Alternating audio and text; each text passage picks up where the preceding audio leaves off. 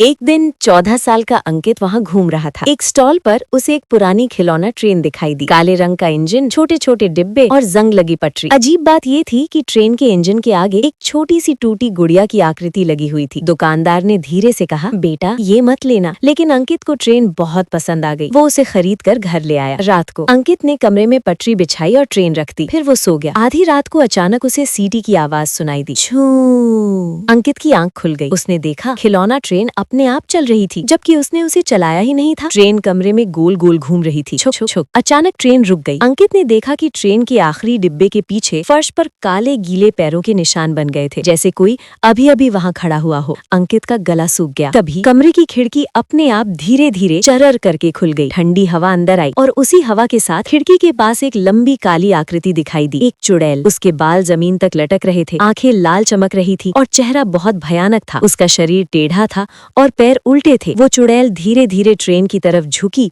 और फटी हुई आवाज में बोली, मेरी ट्रेन कौन ले आया? अंकित डर के मारे कांपने लगा। तभी खिलौना ट्रेन अचानक तेजी से उसकी तरफ दौड़ने लगी और उसी पल चुड़ैल ने अपना भयानक चेहरा उसकी तरफ घुमा दिया। अंकित ने जैसे ही वो चेहरा देखा, वो डर के मारे बेहोश होकर गिर पड़ा। अगली सुबह उसके माता पिता कमरे में आए। अंकित फर्श पर बेहोश पड़ा था, लेकिन सबसे अजीब बात ये थी, खिलौना ट्रेन गायब थी और फर्श पर काले कीचड़ में छोटे छोटे पटरी जैसे निशान खिड़की तक जा रहे थे, जैसे ट्रेन किसी के साथ वापस चली गई हो।